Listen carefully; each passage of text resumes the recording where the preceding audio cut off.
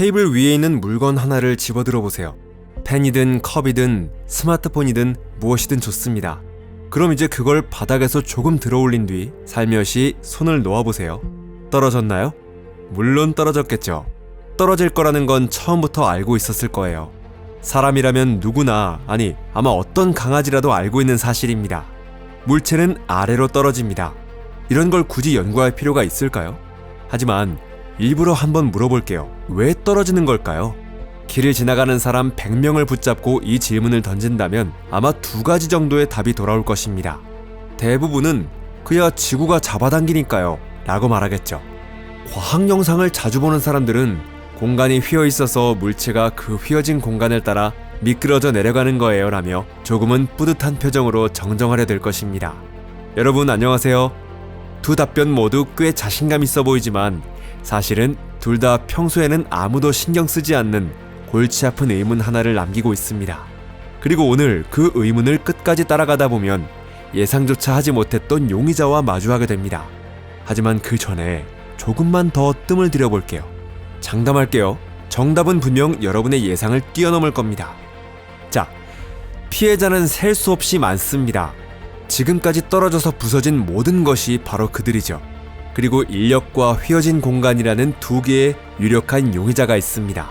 그리고 또 하나, 아직 우리는 의심조차 해본 적 없는 존재도 있습니다. 토픽에 오신 것을 환영합니다. 그럼 사냥을 시작하죠.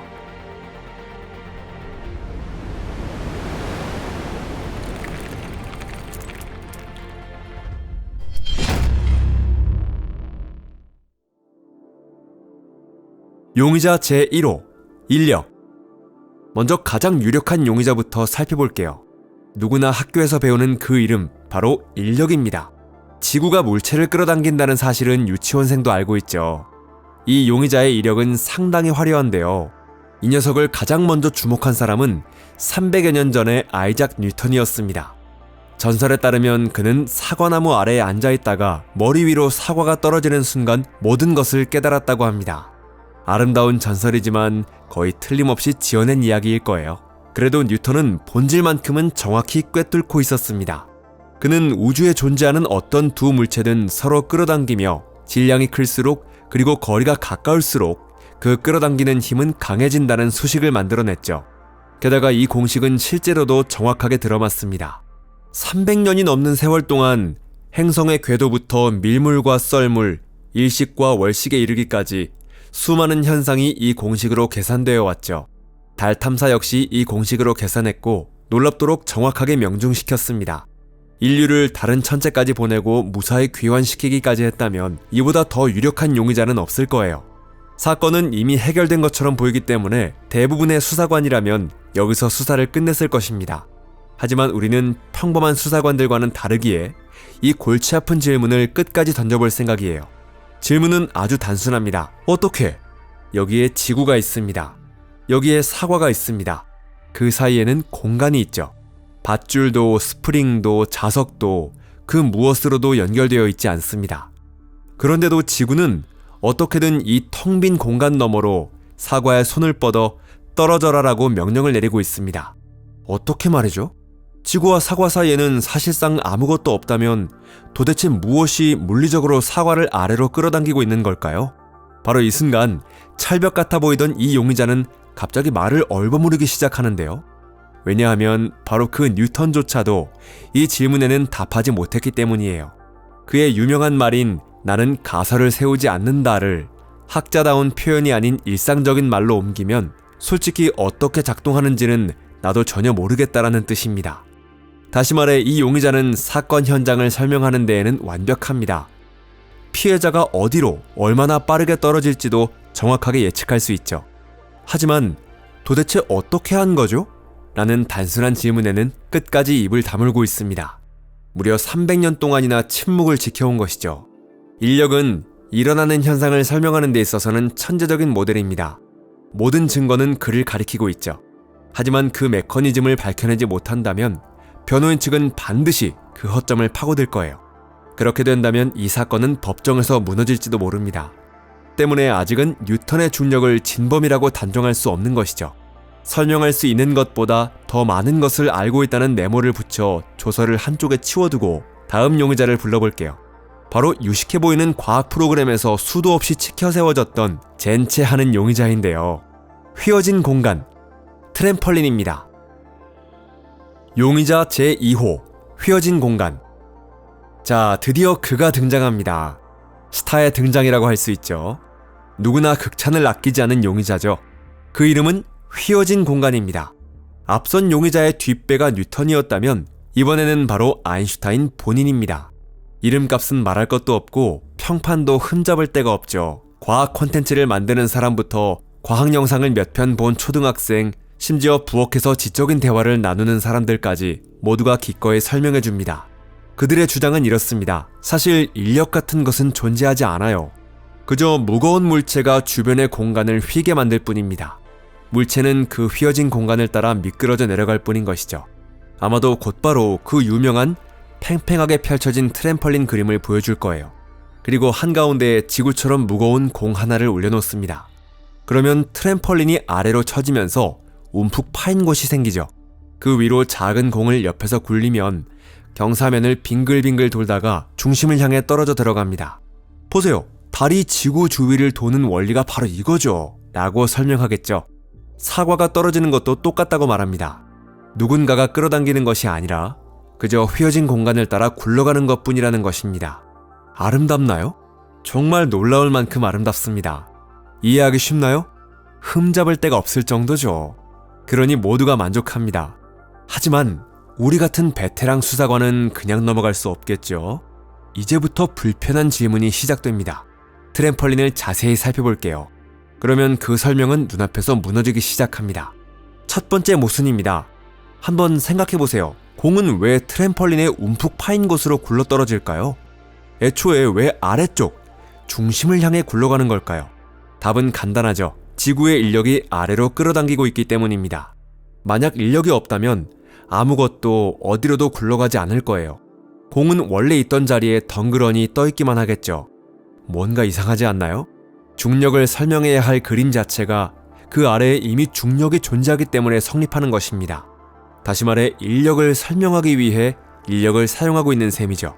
이는 왜 물은 젖어 있나요? 라는 질문에 축축하기 때문이죠. 라고 답하는 것과 같습니다. 아무런 설명도 되지 않는 거죠. 게다가 우주의 규모에서 보면 지구는 아주 작은 존재에 불과하기 때문에 주변 공간의 휘어짐은 극히 미약합니다. 트램펄린처럼 커다란 구멍이나 움푹 팬 곳이 생기는 것이 아니라 천은 거의 평평한 상태나 다름없습니다. 다음 모순은 조금 더 미묘한데요. 휘어짐이 작용하려면 휘어질 대상이 있어야 합니다. 즉, 궤적이 필요하죠. 움직여 갈 경로가 있어야 하는 것입니다. 지구 곁을 스쳐 지나가는 빛이든 궤도를 엄청난 속도로 도는 우주정거장이든 모두 공간 속에 자신이 나아갈 경로를 가지고 있으며 휘어진 공간은 바로 그 경로를 휘게 만드는 것입니다. 여기에는 별다른 의문이 없습니다. 그럼 다시 사과로 돌아가 볼게요. 손에 들고 있다가 그저 놓기만 합니다. 그 순간 사과에는 어떤 진행 경로가 있을까요? 없습니다. 같은 자리에 그대로 머물러 있을 뿐 어디론가 날아가고 있는 것도 아니고 움직임도 0입니다. 휘어질 것이 없는 거죠. 그렇다면 애초에 휘어질 궤적 자체가 없으니 가만히 정지해 있는 사과에게는 휘어진 공간이 아무런 상관도 없는 것처럼 보입니다. 그런데도 사과는 떨어지는데요. 공중에 가만히 멈춰 있다가 갑자기 아래를 향해 움직이기 시작합니다. 그런데도 왜 지구는 사과를 어딘가로 끌어당기는 걸까요? 왜 이런 일이 일어나는 걸까요? 그리고 과학 해설계의 스타이자 모두가 체크세우는 이 화려한 용의자 역시 아무것도 하지 않은 채 가만히 있는 사과 앞에서 저 뉴턴 진영의 그 녀석과 똑같이 갑자기 입을 다물어 버립니다. 휘어진 공간은 지구를 스쳐 지나가는 빛이나 궤도를 도는 우주정거장의 진로가 왜 휘어지는지는 훌륭하게 설명해 줍니다. 하지만 그저 가만히 매달려 아무것도 하지 않는 사과를 떨어뜨리지는 못하죠. 그런데 사과는 떨어집니다. 가만히 정지해 있어도요. 아무리 생각해도 앞뒤가 맞지 않는데요. 용의자는 둘입니다. 둘 다 엄청난 거물의 후원을 받고 있죠. 그런데 가장 단순한 질문인 왜 사과는 떨어지는가 앞에서는 둘 다 침묵해버립니다. 인력은 무엇을 통해 힘이 전달되는지 설명하지 못합니다. 공간은 어떻게 정지한 물체를 떨어뜨리는지 설명하지 못하죠. 아무래도 우리는 거대한 범죄 조직과 맞서고 있는 듯 합니다. 그리고 진짜 배후는 아직도 그림자 속에 숨어 있는 것 같습니다. 하지만 그 은신처는 조금씩 보이기 시작했습니다. 힌트는 이미 나왔죠. 저 역시 여러 번 정지한 사과라는 표현을 사용했습니다. 여기서 눈치 빠른 분이라면 벌써 정지라는 게 대체 뭔데? 라고 태클을 걸었을 거예요. 방을 기준으로 보면 분명 정지에 있습니다. 하지만 지구와 함께 태양 주위를 초속 30km의 속도로 날아가고 있죠. 게다가 태양과 함께 이번에는 은하 중심 주위를 초속 200km가 넘는 속도로 질주하고 있습니다. 우주에는 절대적인 정지란 존재하지 않습니다. 모든 것은 어디를 기준으로 보느냐에 달려있을 뿐이죠. 훌륭합니다. 정말 정확한 지적입니다. 물론 아직 답은 아니지만 바로 그 지적이 이해를 위한 열쇠죠. 이 이야기는 곧 다시 돌아올게요. 우선 여기까지를 정리해보겠습니다. 우리는 지구 위에서 사과 옆에 서서 그것을 보고 있다고 가정하겠습니다. 이 기준계에서는 눈앞의 사과가 분명 정지에 있는데도 떨어집니다. 이것이 가장 순수한 형태의 수수께끼죠. 어떤 기준계에서 정지해 있는 물체가 같은 기준계에서 갑자기 아래를 향해 움직이기 시작하는 것이죠. 도대체 누가 그것을 밀어낸 걸까요? 진범의 정체. 사과를 밀어 떨어뜨리는 진범을 밝혀내려면 조금 전 여러분이 제기했던 완전히 정지해 있는 것은 존재하지 않는다. 모든 것은 무엇을 기준으로 보느냐에 달려있다라는 반론으로 다시 돌아가야 합니다. 어떤 기준계에 있든 언제나 반드시 존재하는 하나의 움직임이 있습니다. 그것은 바로 시간 속에서의 움직임입니다. 자, 같은 조직에 속한 또 다른 공범이 등장하죠. 휘어진 시간입니다. 아인슈타인의 시대부터 우리는 공간과 시간이 하나로 이어진 4차원 구조라는 사실을 알고 있습니다.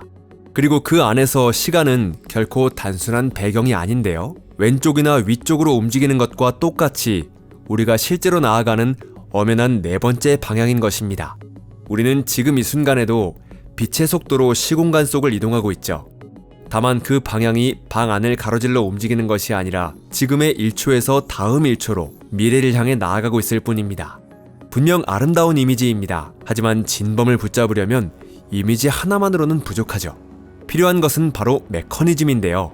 그럼 이제 하나씩 살펴보겠습니다. 지구처럼 거대한 질량은 시공간을 휘게 만듭니다. 하지만 여기서 주목해야 할 점이 있는데요. 실제로 크게 휘어지는 것은 공간이 아니죠. 바로 시간입니다. 질량 가까이에서는 시간이 더 느리게 흐릅니다. 조금 멀어지면 조금 더 빨라지죠. 더 멀어지면 더욱 빨라지고요. 지구 주변에는 보이지 않는 시간 흐름의 경사가 존재하며 지구에 가까울수록 시간은 더욱 짙어져 느리게 흐릅니다. 이제 낙하 자체의 메커니즘으로 들어가 볼게요. 이 시간의 흐름을 떠올리면서 사과에도 머리와 발이 있다고 상상해 보세요. 위쪽은 지구에서 조금 더 멀고 아래쪽은 지구에 조금 더 가깝습니다.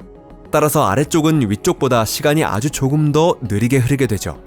그 차이는 극히 미세하지만 분명 존재합니다. 이렇게 휘어진 시간의 흐름 속에 놓인 물체는 제자리에 그대로 머물 수 없습니다. 미래를 향해 나아가는 모든 물체는 시간의 흐름이 균일하지 않은 곳에서는 결국 시간이 더 느리게 흐르는 방향으로 밀려갈 수밖에 없습니다. 즉 아래쪽, 다시 말해 지구를 향해서 말입니다. 쉽게 비유하자면 장소마다 물살의 속도가 다른 강 위에 떠있는 배와 같죠. 물살이 균일하지 않다면 묶여있지 않은 배는 원래의 진로를 유지하지 못하고 어느 한 방향으로 떠밀려가기 시작합니다. 중력에서는 이 휘어진 흐름의 역할을 하는 것이 물이 아니라 시간의 흐름이죠. 지구에 가까울수록 시간은 조금 더 느리고 높은 곳일수록 조금 더 빠르게 흐릅니다. 그 결과 아무런 구속을 받지 않는 물체의 궤적은 시간이 더 느리게 흐르는 방향, 즉 아래쪽으로 휘어지게 되는 것이죠. 이제 사과를 떨어뜨리는 진범이 보이기 시작합니다. 사과가 떨어지는 것은 인력에 끌어당기기 때문이 아니죠. 휘어진 공간을 굴러가기 때문도 아닙니다. 지구가 자신의 주변에서 시간을 느리게 만들었기 때문에 미래를 향해 나아가는 모든 것은 미래가 더 늦게 도달하는 방향으로 떠밀려가고 그래서 떨어지는 것이죠.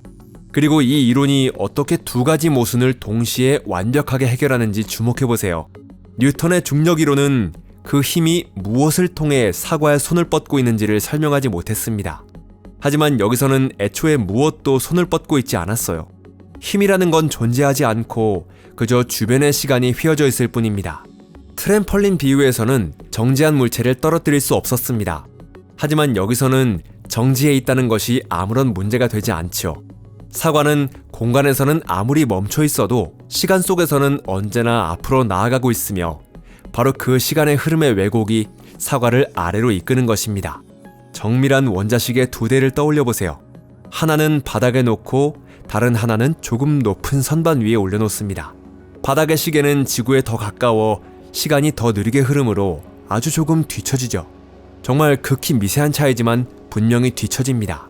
게다가 이것은 높이 차이가 1m도 되지 않는 상황에서도 일반 실험실에서 실제로 측정되었어요. 사실 여러분의 머리는 평생 동안 발보다 아주 조금 더 빨리 나이를 먹고 있습니다. 정말이에요. 그건 연구실에서나 가능한 이야기 아닌가? 라고 생각한다면 스마트폰을 꺼내보세요. 내비게이션이 있죠. 그것은 여러분 주머니보다 시간이 더 빠르게 흐르는 지구 훨씬 상공에 떠있는 위성에서 보내오는 신호를 받고 있습니다. 만약 기술자들이 이 시간 차이를 계속 보정하지 않는다면 내비게이션은 제대로 작동하지 않을 것입니다. 몇 미터 정도가 아니라 수 킬로미터씩 오차가 생기게 되죠. 정오쯤이면 아예 옆 동네로 안내받고 있을지도 몰라요. 위성 내비게이션이 정확하게 작동하는 이유는 시간의 흐름 차이를 보정하고 있기 때문이에요. 한마디로 말해 조직의 보스는 찾아냈습니다. 바로 휘어진 시간입니다. 그는 줄곧 우리 눈앞에 있었지만 우리는 계속 다른 누군가만 의심하고 있었죠. 사건 해결입니다. 과연 그럴까요? 수사관의 메모. 흔히 말하는 오프 더 레코드로 말씀드리자면 사실 사건은 아직 끝나지 않았습니다. 애초에 이 수사를 시작한 목적이었던 가장 중요한 답은 아직 찾지 못했거든요. 조직의 리더는 특정했을지도 모르지만 모든 증거는 진짜 배후가 아직도 숨어있다는 사실을 가리키고 있습니다. 사과가 시간이 더 느리게 흐르는 곳으로 흘러간다는 사실은 알게 되었죠. 하지만 왜 하필 그쪽일까요? 다른 방향이어서는 안 되는 걸까요? 사실 여기서 우리는 또 다른 관련 인물을 추궁해야 합니다. 최소 작용의 원리죠.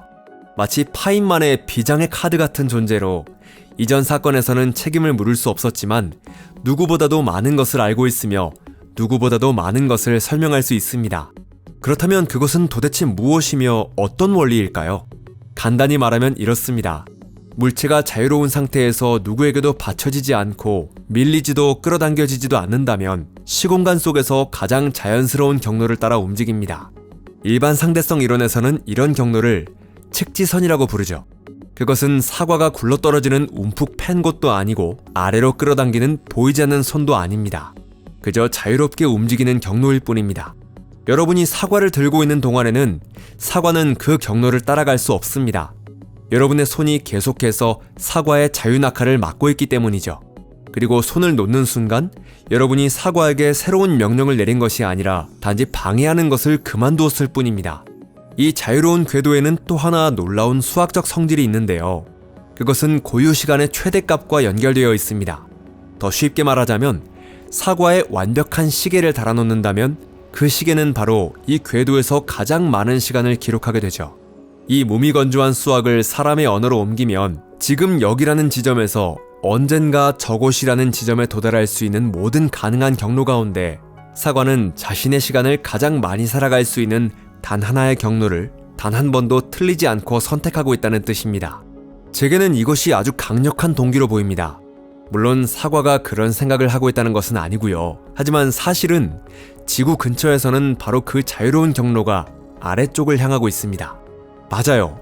지구가 여러분을 끌어당기는 것이 아니라 그저 시공간을 휘게 만들었을 뿐입니다. 그리고 여러분은 우주의 모든 것과 마찬가지로 단지 조금이라도 더 오래 살고 싶다고 생각하고 있을 뿐이에요. 떨어진 컵을 다시 한번 바라보세요. 그건 인력의 희생자가 아닙니다.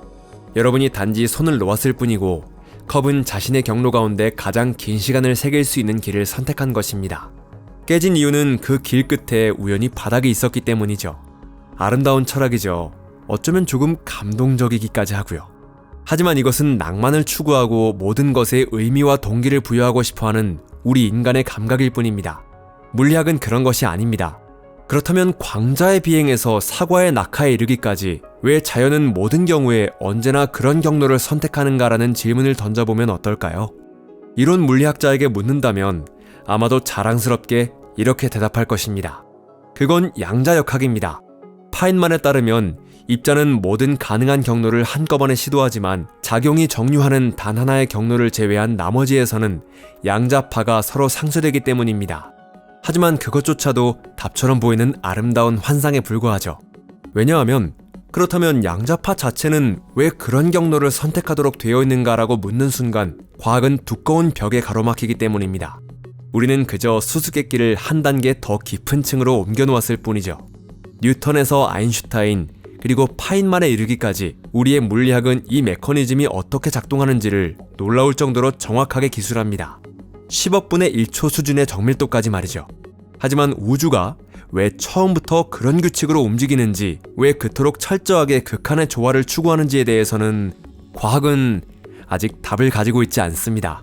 이번 영상이 마음에 드셨다면 좋아요를 눌러주시고 친구들과도 공유해주세요. 시청해주셔서 감사합니다. 그럼 다음 영상에서 다시 뵙겠습니다. 안녕히 계세요.